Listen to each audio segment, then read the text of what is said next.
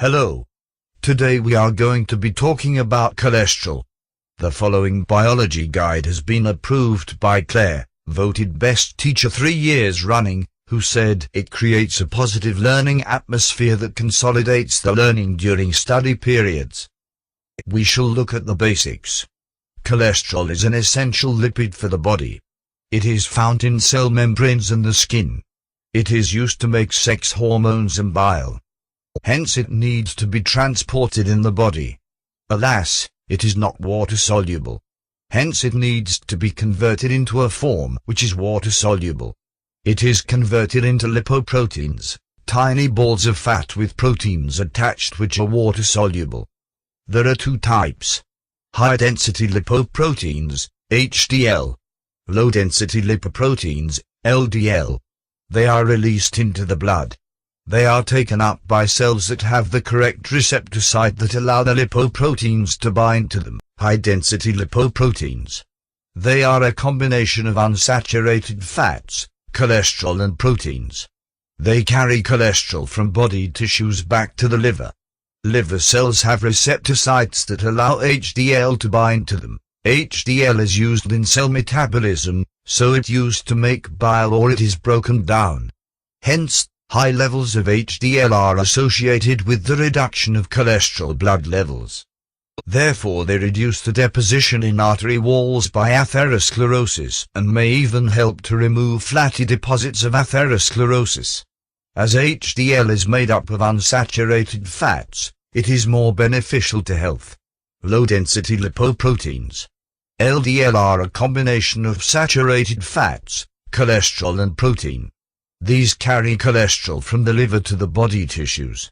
Tissue cells have receptor sites that allow LDL to bind to them. If the amount of saturated fats and cholesterol consumed is too high, the LDL concentration in the blood will rise. High concentration of LDL leads to deposition in artery walls. Saturated fats decreases the activity of LDL receptors, so less LDL is broken down and more is deposited in the arteries. Polyunsaturated fats increase the activity of LDL receptors, so more LDL is broken down and less is deposited in the arteries. Monounsaturated fats also seem to increase the breaking down of LDL. Diet and lipoproteins. We do not consume lipoproteins. However, our diet affects the lipoprotein concentration in the blood. It is important to have a low-fat diet which leads to low lipoprotein concentrations. The ratio of HDL to LDL in the blood is vital. As HDL are associated with reduced deposition in artery walls, it is more beneficial to have a higher concentration. As LDL are associated with increased deposition in artery walls, it is more beneficial to have a lower concentration. Consuming high amounts of saturated fats increases the concentration in the blood of LDL. Consuming a low-fat diet reduces the concentration of lipoproteins. Eating a high proportion of unsaturated fats will increase the concentration of HDL and reduce the concentration of LDL in the blood. Time to consolidate our learning. We are going to have a quiz. This quiz is for all learning teams. Each team will have 1 question, and if you get it right you will get a special prize. This question is for the electron learning team. What type of fats will lead to a decrease in the deposition in the artery walls? This question is for the Wales learning team.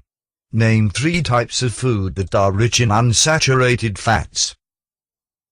This question is for the Jamin learning team. What is atherosclerosis?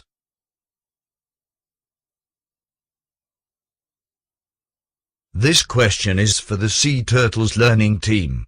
Draw the structure of cholesterol. This question is for the special team. Take your time, don't rush guys. How do you spell the word fat? Special team, do you need any help? Did the special team get it right? Probably not. Let us all clap for them so they don't feel bad about themselves. Go special team. I am very glad you have enjoyed this biology guide. Thanks goes to the Phagocytes learning team, who are the best. Go Phagocytes!